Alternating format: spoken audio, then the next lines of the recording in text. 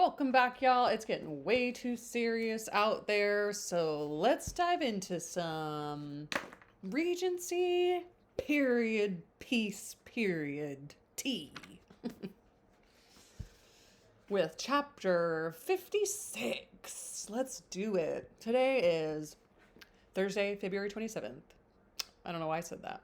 It's Thursday, February 25th, 2025. And what's going on? What is going on? What is going on? What's going on in Pride and Prejudice is what I'm asking. We are truly about to finish up. Jane and Bingley are going to get married. And it's really, really sweet. And all that's left to wrap up is Darcy and anybody. Darcy and somebody. Who's it gonna be? Ooh. Chapter 56.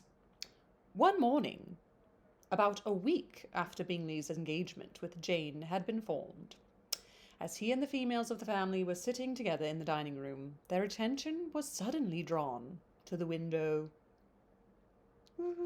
by the sound of a carriage, and they perceived a chaise and four horses and a chaise carriage driving up the lawn. It was too early in the morning for visitors, and besides, the equipage. Wow, not even a full paragraph in, and I don't know this word, and I feel like I should, so I'm gonna look it up.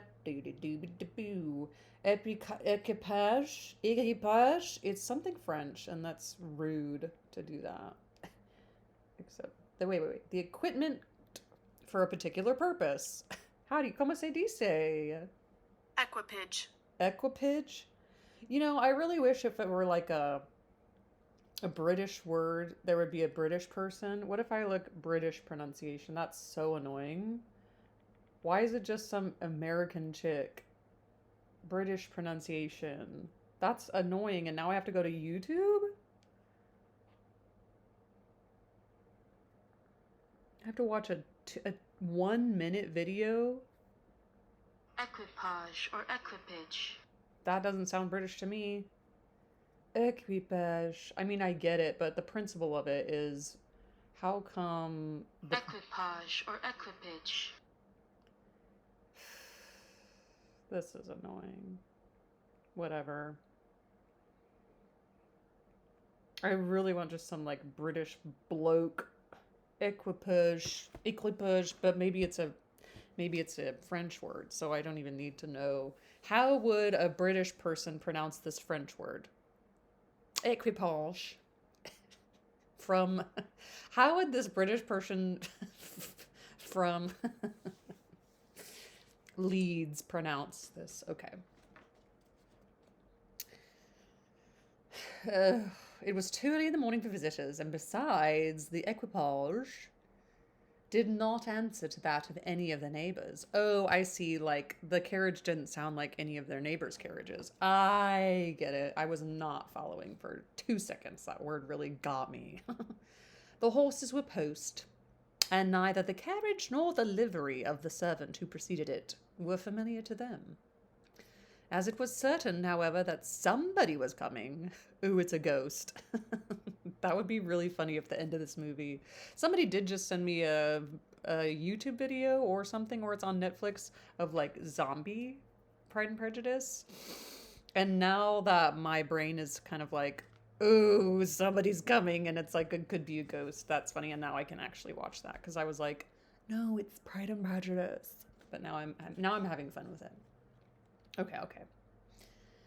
As somebody was coming, Bingley instantly prevailed on Miss Bennet to avoid the confinement of such an intrusion and walk away with him into the shrubbery. I love it when they talk about being in the shrubbery. It makes me feel like they're like hiding in a bush. They both set off, and the conjectures of the remaining three continued, though with a little satisfaction, till the door was thrown open and their visitor entered. Oh, it was Lady Catherine de Bourgh. They were, of course, all attending to be surprised, but their astonishment was beyond their expectation, and on the part of Mrs. Bennet and Kitty, though she was perfectly unknown to them, even inferior to what Elizabeth felt. She entered the room with an air more than usually ungracious, made no other reply to Elizabeth's salutation than a slight inclination of the head, and sat down without saying a word. Elizabeth had mentioned her name to her mother on her ladyship's entrance, though no request of introduction had been made. Mrs. Bennet, all amazement, though flattered by having a guest of such high importance, received her with the utmost politeness. And after sitting for a moment in silence, she said very stiffly to Elizabeth, "I hope you are well, Miss Bennet. The lady, I suppose, is your mother?" Elizabeth replied very concisely that she was. "And that, I suppose, is one of your sisters?" "Yes, madam," said Mrs. Bennet, delighted to speak to Lady Catherine. "She's my youngest girl but one. No, youngest girl but one. Yes. My youngest of all is lately married, and my eldest is somewhere around the grounds walking with a young man I believe will soon be a part of the family." "You have a very small park here," returned Lady Catherine after a short silence. "It is nothing in comparison of Rosings, my lady, I dare say, but I assure you it is much larger than Sir William Lucas's. This must be a most inconvenient sitting room for the evening in summer. The windows are full west." Mrs. Bennet assured her that they never sat there after dinner, and then added, "May I take the liberty of asking your ladyship whether you left Mr. and Mrs. Collins well?" "Yes, very well. I saw them the night before last." I'm not really trying to do Judi Dench, but I wish I could, because I love her. Mrs. Bennet with great civility begged her ladyship to take some refreshment, but Lady Catherine very resolutely, and not very politely, declined eating anything, and then rising up said to Elizabeth, "Miss Bennet, there seemed to be a prettyish kind of little wilderness on one side of your lawn. I should be glad to take a turn in it if you would favour me with your company." "Go, my dear," cried her mother, "and show her ladyship about the different walks. I think she'll be pleased with the hermitage." Elizabeth obeyed, and running into her own room for her parasol, attended her noble guest downstairs. As they passed through the hall, Lady Catherine opened the doors into the dining parlour and drawing room, and pronouncing them, after a short survey, to be decent-looking rooms, walked on. "Thanks for your approval, I guess." Her carriage remained at the door, and Elizabeth saw that her waiting woman was in. They proceeded in silence along the gravel walk that led to the copse, a wooded area. Elizabeth was determined to make no effort for conversation with a woman who was now more than usually insolent and disagreeable. How could I ever think her like her nephew?" said she, as she looked in her face. As soon as they entered the copse, Lady Catherine began in the following manner. "You can be at no loss, Miss Bennet, to understand the reason of my journey hither. Your own heart, your own conscience must tell you why I come." Elizabeth looked with unaffected astonishment. I'm getting all flustered thinking about Judi Dench because she's such a good actress. "Indeed, you are mistaken, madam. I have not been able to account for the honour of seeing you." "Miss Bennet," replied her ladyship, with an angry tone, "you ought to know that I am not to be trifled with. But however insincere you may choose to be, you shall not find me so. My character has never been celebrated for its sincerity and frankness, and in a cause of such moment as this, I shall not certainly depart from it now." That's not even what it says. "I shall certainly not depart from it." My brain's just not in it right now. This is so crazy. Just read what's on there. "A report of a most alarming nature reached me 2 days ago. I was told that not only your sister was on the point of being most advantageously married, but that Miss Elizabeth Bennet, would in all likelihood be soon afterwards united to my own nephew, Mr. Darcy. Though I know it to be a scandalous falsehood, though I would not injure him so much as to suppose the truth of it possible, I instantly resolved on setting out for this place, that I might make my sentiments known to you." "If you believed it impossible to be true," said Elizabeth, colouring with astonishment and disdain, "I wonder why you took the pleasure of coming so far. What could your ladyship propose by it?" "At not once to insist upon you having such report universally contradicted. Your coming to Longbourn to see me and my family, said Elizabeth coolly, will be rather a confirmation of it, if indeed such a report is in existence. I never heard that it was. Wait. If, I skipped ahead. If, do you then pretend to be ignorant of it? Has it not been industrially circulated by yourself? Do you not know what such a report is spread abroad? Do you not know that such a report is spread abroad? I never heard that it was. And can you likewise declare that there is no foundation for it? I do not pretend to possess equal frankness with your ladyship. You may ask a question which I shall not choose to answer. This is not to be borne. Miss Bennet, I insist on being satisfied. Has my nephew made you an offering of marriage? Your ladyship has declared it to be impossible. Sheesh.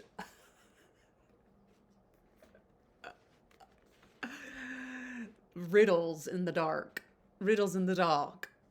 This is riddles. This is just antagonizing Lady Catherine de Bourgh. Could you imagine Mr. Collins where he'd go, no. Oh, Miss Bennet. Can you even imagine if Mr. Collins were here?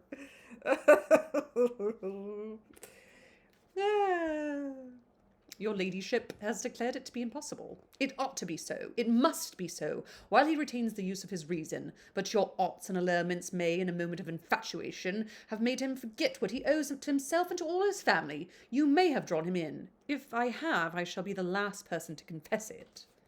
Miss Bennet, do you know who I am? I have not been accustomed to such language as this. I am almost the nearest relation he has in the world, and I am entitled to know all his dearest concerns. But you are not entitled to know mine, nor will such behaviour as this ever induce me to be explicit. Let me be rightly understood. This match, to which you have the presumption to aspire, can never take place. No, never. Mr. Darcy is engaged to my daughter. Now what have you to say to that? Only this, that if he is so, you can have no reason to suppose he will make an offer to me. Lady Catherine hesitated for a moment and then replied, The engagement between them is of a peculiar kind. From their infancy they have been intended for each other. It was the favourite wish of his mother as well as of hers. While in their cradles we planned the union, and now, at the moment when the wishes of both sisters would be accomplished in their marriage, to be prevented by a young woman of inferior birth, of no importance in the world, and wholly unallied to the family. Do you pay no regard to the wishes of his friends, to his tacit engagement with Mr. de Bourgh? Are you lost to every feeling of propriety and delicacy? Have you not heard me say that from his earliest hours he was destined for his cousin? Yes, and I had heard it before. But what is that to me? If there is no objection to my marrying your nephew, I shall certainly not be kept from it by knowing that his mother and aunt wished him to marry Mr. de Bourgh. You both did as much as you could in planning the marriage. Its completion depended on others. If Mr. Darcy is neither by honour nor inclination confined to his cousin, why is not he to make another choice? And if I am that choice, why may I not accept him? Because honour, decorum, prudence, nay, interest forbid it. Yes, Miss Bennet, interest, for you do not expect to be noticed by his family or his friends. If you wilfully act against the inclinations of all, you will be censured, slighted, and despised by everyone connected with him. Your alliance will be a disgrace. Your name will never be mentioned by any of us. If you marry my niece. Okay. These are heavy misfortunes, replied Elizabeth, but the wife of Mr. Darcy must have such extraordinary sources of happiness necessarily attached to her situation that she could, upon the whole, have no cause to repine. The girl is dueling Mr. de Bourgh with a wit. Obstinate, headstrong girl. I am ashamed of you. This is your gratitude for my attentions to you last spring. Is nothing due to me on that score? Let us just sit down. You ought to understand, Miss Bennet, that I came here with the determined resolution of carrying my purpose, nor will I be dissuaded from it. I have not been used to submit to any person's whims. I have not been in the habit of brooking disappointment. I don't know what it means. That will make your ladyship's situation at present more pitiable. pity. But it will have no effect on me. I will not be interrupted. Hear me in silence. My daughter and my nephew are formed for each other. They are descended on the maternal side from the same noble line, and on the father side from respectable, honourable, and ancient, though untitled, families. Their fortune on both sides is splendid. They are destined for each other by the voice of every member of their respective houses. And what is to divide them? The upstart pretensions of a young woman without family connections or fortune? Is this to be endured? But it must not, shall not be. If you are sensible of your own good, you will not wish to quit the sphere in which you have brought it up. In marrying your nephew, I should not consider myself as quitting that sphere. He is a gentleman. I am a gentleman's daughter. So far we are equal. True, you are a gentleman's daughter, but who is your mother? Who are your uncles and aunts? Do you imagine me ignorant of their condition? Whatever my connections may be, said Elizabeth, if your nephew does not object to them, then can be nothing. They can be nothing to you. Tell me once and for all, are you engaged to him? Though Elizabeth would not, for the mere purpose of obliging Lady Catherine, have answered this question, she could not but say, after a moment's deliberation, I am not. Lady Catherine seemed pleased. And will you promise never to enter in such an engagement? I will make no promise of the kind. Miss Bennet, I am shocked and astonished. I expected to find a more reasonable young woman. But do not deceive yourself into belief that I will ever recede. I shall not go away till you have given me assurance I require. And I certainly never shall give it. I am not to be intimidated into anything so wholly unreasonable. Your ladyship wants Mr. Darcy to marry your daughter, but would give, but, would my giving you the wished-for promise make their marriage at all more probable? Supposing him to be attracted to me, would my refusing to accept his hand make him wish to bestow it on his cousin? Allow me to say, Lady Catherine, that the arguments with which you have supported this extraordinary application have been so frivolous, and the application was ill-judged. You have widely mistaken my character, if you think I can be worked on by such persuasions as these. Persuasion! How far your nephew might approve of your interference in this affair, I cannot tell. But you have certainly no right to concern yourself in mine. I must beg, therefore, to be importuned no farther on the subject. Not so hasty, if you please. I have by no means done. Okay. To all the objections I have already urged, I have still another to add. I am no stranger to the particulars of your youngest sister's infamous elopement. I know it all, and the young man's marrying her was a patched-up business at the expense of your father and uncles. And is such a girl to be my nephew's sister? Is her husband the son of his late father's steward, to be his brother? Heaven on earth, what are you thinking? Are the shades of Pemberley thus... No. Are the shades of Pemberley to be thus polluted? Love that line. Oh, dear, the Dame Judi Dench. Marvelous and spectacular and beautiful. I get both of the versions, though, and apparently Bridget Jones's Diary is also a play on Pride and Prejudice, and I had no idea. I just was like, yeah, Jane Austen, Pride and Prejudice. I don't know. It's becoming so much more personal to me a little bit. I'm kind of taking ownership that I do know this novel a little bit. And so I am going to watch Bridget Jones's Diary, but it's not my favorite movie, guys. I did see it once and I was like, this sucks. But I'm going to watch it, and I'm going to watch Clueless, and after I watch Emma, and I'm going to watch Emma, and then I'm going to read it. It's going to be great. This is great. I love my life. Sorry, obstinate, headstrong girl. You are gentleman's daughter, have connections I am not. It's I make no promise of the kind. Oh, way past that. You, where am I? Oh, yes. Oh, yes. Are the shades of Pemberley to be thus polluted? Ooh.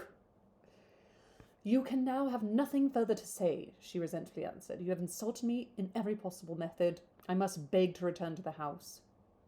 She rose as she spoke. Lady Catherine arose also, and they turned back. Her ladyship was highly incensed.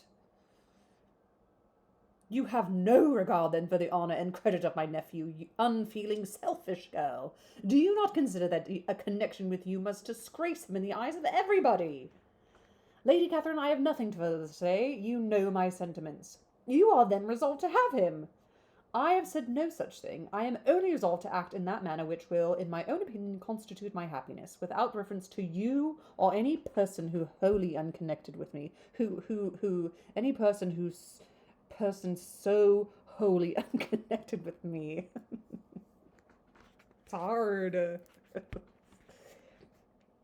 It is well. You refuse then to oblige me. You refuse to obey the claims of duty, honour, and gratitude. You are determined to ruin him to the opinion of all his friends, and make him the contempt of the world. Neither duty, nor honour, nor gratitude, replied Elizabeth, have any possible claim on me in the present instance. No principle of either would be violated by my marriage with Darcy, and with regard to the resentment of his family, or the indignation of the world, if the former were excited by his marrying me, it would not give me one moment's concern, and the world in general would have too much sense to join in the scorn. And this is your real opinion? This is your final resolve? Very well. I shall know now how to act. Do not imagine, Miss Bennet, that your ambition will ever be gratified. I came to try you. I hope to find you reasonable, but depend upon it, I will carry my point. In this manner Lady Catherine talked on, till they were at the door of the carriage, when, turning hastily round, she said, I take no leave of you, Miss Bennet. I send no compliments to your mother. You deserve no such attention. I am most seriously displeased. Elizabeth made no answer, and without attempting to persuade her ladyship to return into the house, walked quietly into it herself. No bow, no head nod, no nothing. Yeah, Mr. Collins would be pooping his pants if he saw this whole interaction. Could you even imagine? It's really, like, so big in my head right now. That's really funny. Ooh, no answer. She heard the carriage drive away as she proceeded upstairs. Yeah, kind of like a little unsatisfying. Like in a car, you can kind of peel out and like drive off pissed off, and people are like, "Oh, he's pissed off." But in a carriage, you're like, make the horses go as fast as they can. It's like not as satisfying. They're just like, ding, ding, ding, ding, going down this like gravel lane. They can't really peel out a carriage. Her mother impatiently met her at the door of the dressing room to ask why Lady Catherine would not come in again and rest herself. She did not choose it, said her daughter. She would go. She's a very fine-looking woman, and calling her here was prodigiously civil, for she only came, I suppose, to tell us the Collinses were well. She's on a good road somewhere, I dare say, and so, passing through Meryton, thought she might as well call on you. I suppose she had nothing particular to say to you, Lizzie? Elizabeth was forced to give into a little falsehood here, for to acknowledge the substance of their conversation was impossible. Chapter 57. The discomposure of spirits, which this extraordinary visit threw Elizabeth into, could not be easily overcome, nor could she, for many hours, learn to think of it less than incessantly. Lady Catherine, it appeared, had actually taken the trouble of this journey from Rosings for the sole purpose of breaking off her supposed engagement with Mr. Darcy. It was a rational scheme, to be sure, but from what the report of their engagement could originate, Elizabeth was at a loss to imagine, till she recollected that his being the intimate friend of Bingley and her being the sister of Jane was enough at a time when the expectation of one wedding made everybody eager for another. Right. We're almost already over the marriage of Jane and Mr. Bingley. It hasn't even happened yet. And everybody's like, who's next? There's so many daughters in that family. Who's next? To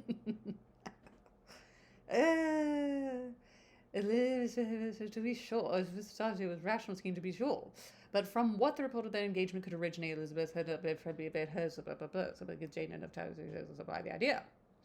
She had not herself forgotten to feel that the marriage of her sister must bring them more frequently together. Oh, right, they're all going to be together hanging out. And to neighbours at Lucas Lodge, therefore, for through their communication with the Collinses, the report, she concluded, had reached Lady Catherine, had only set down as almost certain and immediate, which she had looked forward to as possible at some future time. That was a tough sentence to get through, and I don't really know what it meant, but we're going to continue on because it's like, I don't know that it's that important, but maybe it is. In revolving Lady Catherine's expressions, however, she could not help feeling some uneasiness as to the possible consequence of persisting in this interference. From what she had said of her resolution to prevent their marriage, it occurred to Elizabeth that she must meditate an application to her nephew, and how he might take a similar representation of the evils attached to a connection with her she dared not pronounce. She knew not the exact degree of his affection for his aunt, or his dependence on her judgment, but it was natural to suppose that he thought much higher of her ladyship than she could do, and it was certain that, in enumerating the miseries of a marriage with one whose immediate connections were so unequal to his own, his aunt would address him on his weakest side. With his notion of dignity, he would probably fear that the arguments which to Elizabeth had appeared weak and ridiculous contained much good sense and solid reasoning. Bye-bye, Mr. Darcy, bye-bye. If he had been wavering before as to what he should do, which had often seemed likely, the advice and entreaty of so near a relation might settle every doubt, and determine him at once to be as happy as dignity unblemished could make him. This is crazy. In that case, he would return no more. Yeah, it would be fun to be in this society and just dive deep into, like, the ridiculous. I get why she wrote it. It's interesting that I still have to read that one article about the people who inspired Jane Austen, and maybe they are doing a bunch of meta writing also of, like, this is ridiculous, and, like, this is actually literally what could happen, and it is so ridiculous. In that case, he'd return no more. Lady Catherine might see him in her way through town, and his engagement to Bingley of coming again to Netherfield must give way. If therefore an excuse for not keeping his promise should come to his friend within a few days, she added, I shall know how to understand it. I shall then give over every expectation, every wish of his constancy. If he is satisfied with only regretting me, when he might have obtained my affections in hand, I shall soon cease to regret him at all.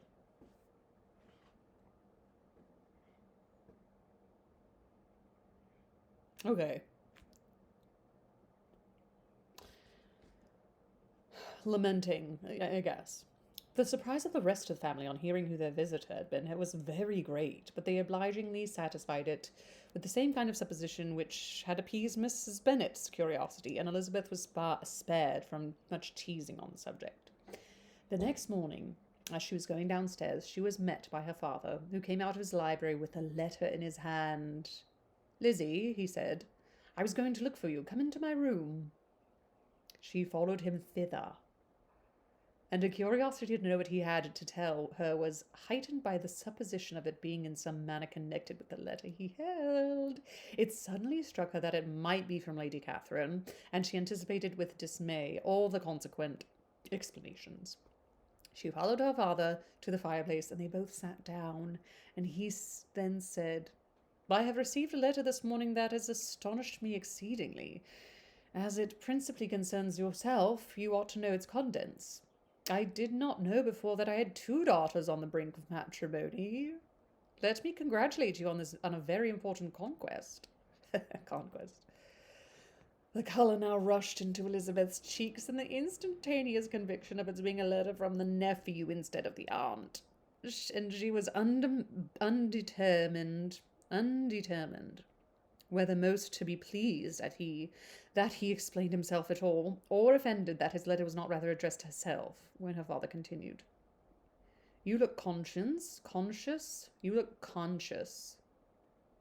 Young ladies have great penetration in such matters as these, but I think I may defy even your sagacity. I already looked it up, probably, but my pretension sometimes sucks, and I'm gonna look it up again. Sagacity.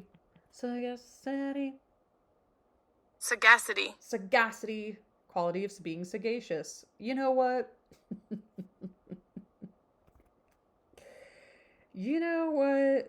Quality of being sagacious. Let me go look up this other word that is such a dumb way of defining a word.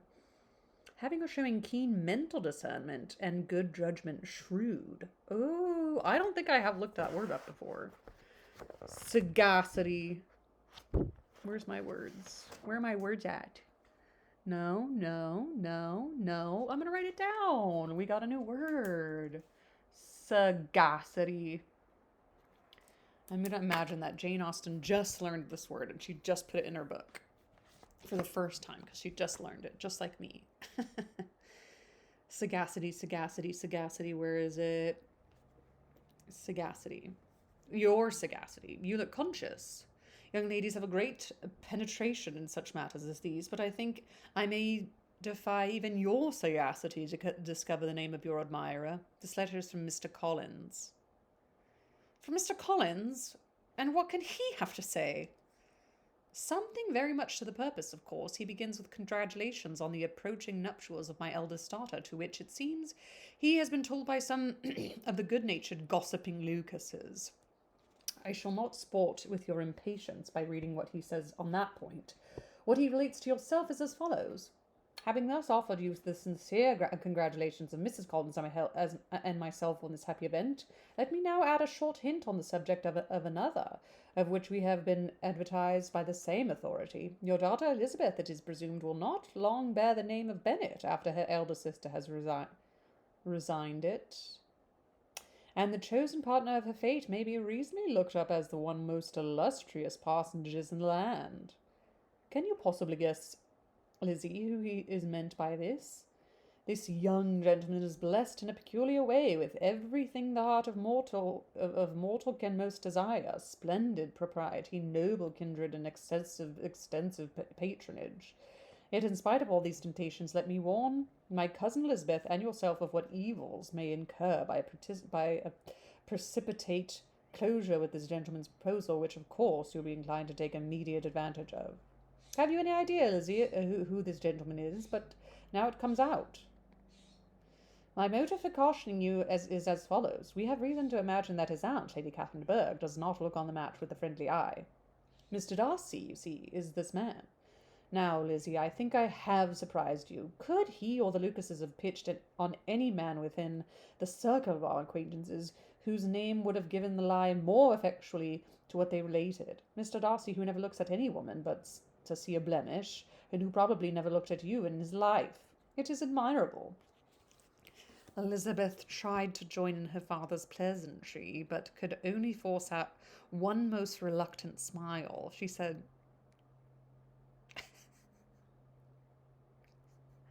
never had his wit been directed in a manner so little agreeable to her. Are you not diverted? Oh, pray, yes, read on. No. Oh, yes, pray, read on.